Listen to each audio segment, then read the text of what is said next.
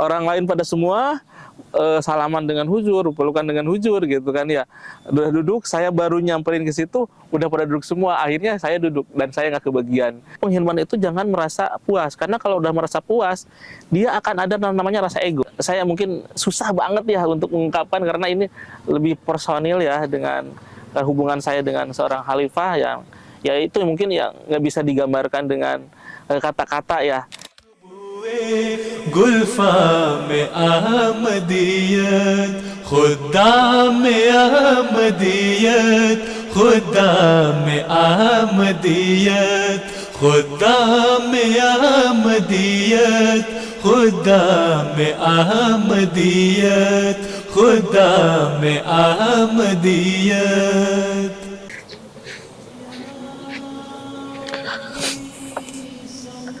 Assalamualaikum warahmatullahi wabarakatuh. Nama saya Irfan Yanuryana, asal cabang dari Bandung Kulon, kelahiran dari Garut. Lama berkhidmat saya mungkin dari majelis ya. Majelis itu 1 tahun di Tarikh Jadid, terus 1 tahun lagi tahun depannya di Kaid Majelis, tahun depannya lagi di Kaid Daerah, 1 tahun lagi di Kaid Wilayah, dan di PPMKI ada 2 periode.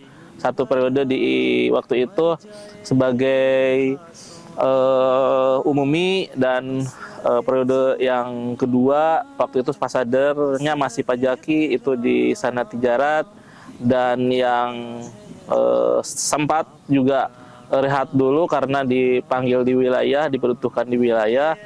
Setelah itu pas pasadernya Pak Kamil, saya satu periode juga di Sanad Tijarat. Saya kebetulan sekarang saya sebagai pengusaha ya usaha yang suka diinjek-injek sama orang yaitu di produksi kaos kaki.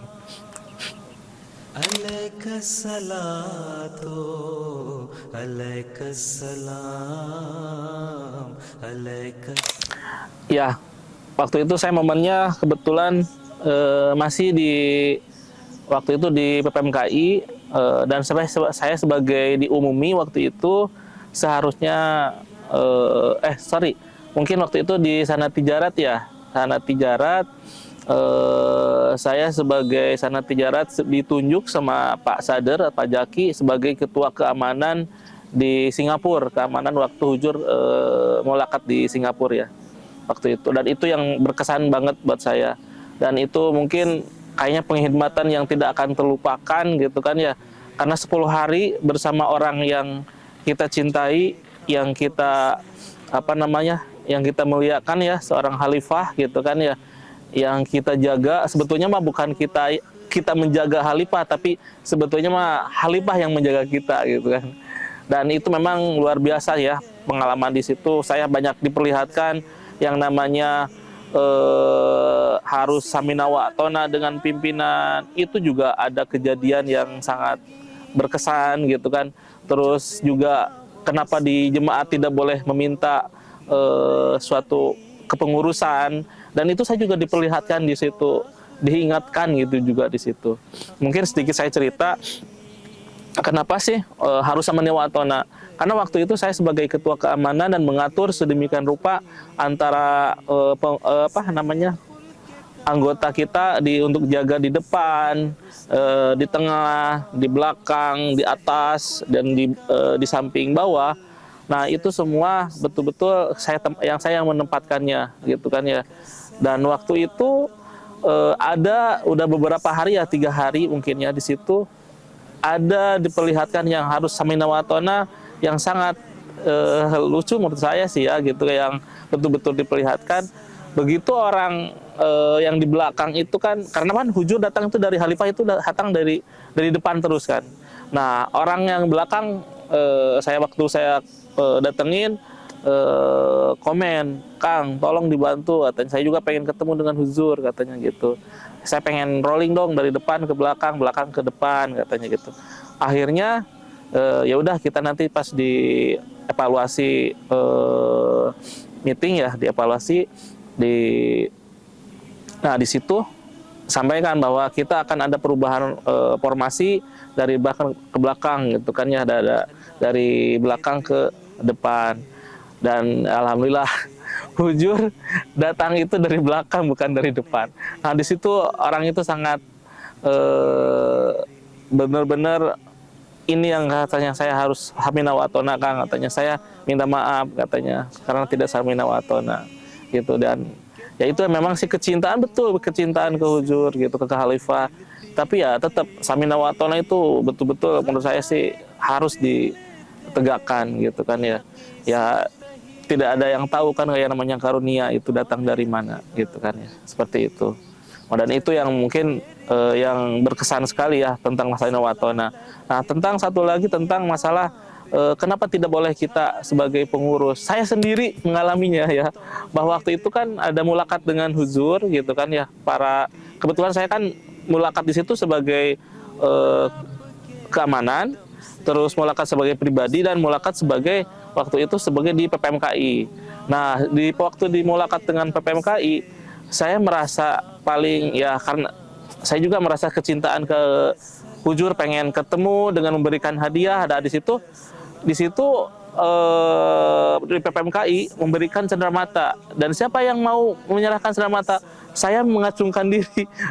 Di situ saya sebagai, ayo saya aja yang, dan pikiran itu bahwa saya akan ketemu dengan Hujur gitu kan, dengan saya akan menyerahkan itu, walaupun itu kan kecintaan secara tidak langsung, kan kecintaan ya. Nah begitu masuk, saya paling depan gitu kan, barisan paling depan. Waktu masuk, pas masuk itu sama pengawal Hujur, dibelokin saya. Dibelokin, suruh nyimpen si cenderamata itu. Orang lain pada semua salaman dengan Hujur, pelukan dengan Hujur gitu kan ya. Udah duduk, saya baru nyamperin ke situ, udah pada duduk semua. Akhirnya saya duduk, dan saya nggak kebagian untuk yang tadi udah saya inginkan gitu kan ya. Di situ saya betul-betul ditegur gitu, bahwa oh iya, yang namanya suatu kepengurusan ataupun jabatan itu kita tidak boleh dimau lah. Yang penting harus kalau disuruh harus samina wa atona. Mungkin itu sih pengalaman yang sangat luar biasa sih, berkesan buat saya gitu sih. Kiya apne syariat ko kamil. Ya menurut saya antara jemaat dan mungkin ya rohani dan mungkin duniawi ya.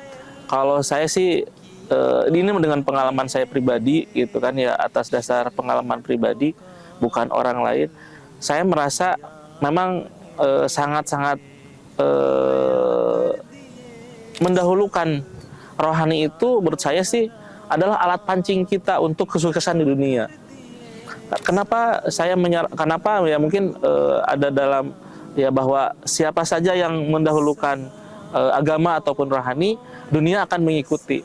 Dan itu yang saya praktekkan, dan memang sangat yang saya rasakan adalah kesuksesan dunia itu betul-betul karena jemaat. Saya bisa seperti ini, saya bisa berdiri di sini ataupun menjadi salah satu misalkan narasumber pun, itu bukan karena saya pintar ataupun karena saya bisa, tapi itu karena jemaat gitu, karena kita mendahulukan agama ya ataupun rohani, dan dunia itu akan ngikutin seperti itu. Ya tantangan yang paling besar itu ya menurut saya ya, kita harus lebih yakin aja pada diri kita bahwa kita bisa menghadapi itu semua gitu kan ya. Karena Allah Ta'ala kan tidak akan memberikan ujian di luar kemampuan umatnya, dan itu yang tantangan yang paling harus kita yakinin, bahwa kita punya Allah Ta'ala gitu kan ya, bahwa Allah Ta'ala tidak akan memberikan ujian ataupun di luar kemampuan si umatnya gitu kan ya. Makanya dari itu kita harus yakin, sesulit apapun tantangan kita di usaha, pasti yakin akan ada solusinya gitu. Yang penting kita bergerak terus, dan jangan apalagi menghormati jemaat ya. Mungkin kuncinya adalah penghormatan. Mungkin saya kembali lagi tadi sedikit ada flashback, bahwa penghormatan itu jangan merasa puas ya. Pengkhidmatan itu sampai kapanpun, sampai kita meninggal baru kita merasa puas gitu kan ya. Karena kalau kita merasa puas dalam pengkhidmatan, dan menurut saya itu ada alat kunci kesuksesan ataupun alat pancing kita di dunia sebagai sukses, bahwa pengkhidmatan itu jangan merasa puas. Karena kalau udah merasa puas, dia akan ada namanya rasa ego. Ada rasa ego dan merasa puas diri, dan yang akhirnya akan muncul adalah komentar ke orang lain. Wah, saya udah begini-begini, orang lain belum apa-apanya. Yang akan seperti itu. Makanya saya sarankan kepada para hudam, jangan sampai pernah merasa puas yang namanya pengkhidmatan. Mungkin itu. Ya, untuk para hudam yang masih merintis usahanya, menurut saya yang harus dilakukan adalah jangan pernah putus asa. Terus bergerak, ya kata kasarnya mah habisin dulu masa gagalnya gitu kan ya. Karena kalau udah yang namanya habis masa gagal, yang namanya itu pasti akan muncul namanya kesuksesan gitu kan ya. Yang namanya jatuh gitu ke bawah, kan kalau udah jatuh ke bawah nggak akan mungkin lebih jatuh lagi ke bawah lagi, nggak ada kan gitu. Yang ada yang sudah jatuh pasti akan naik bertahap terus. Nah itu di sini yang harus kita ya sebagai hudam harus terus bergerak, harus terus bangun, harus terus bangkit gitu kan. Setelah jatuh bangkit lagi, setelah jatuh bangkit lagi. Mungkin itu yang sangat paling penting, karena kalau udah jatuh dia stuck di situ pasti akan down. Dan di situ yang namanya kegagalan itu betul-betul akan permanen ya menurut saya untuk di usaha. Tapi kalau misalkan begitu gagal usahanya, bangkit lagi, itu insya Allah akan selalu ada jalannya. Dan itu mungkin insya Allah ya kesuksesan di depan mata lah gitu.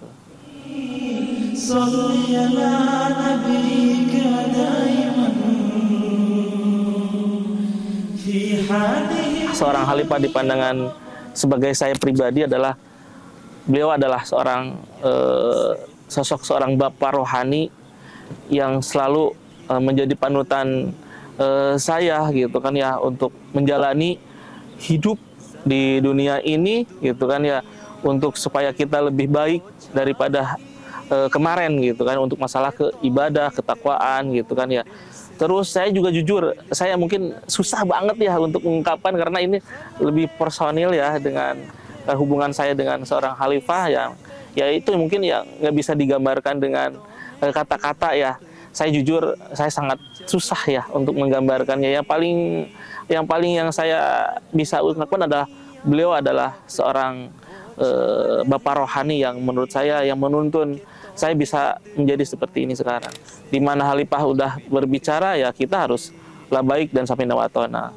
Dan itu yang saya harus ya kita semua kita harus betul-betul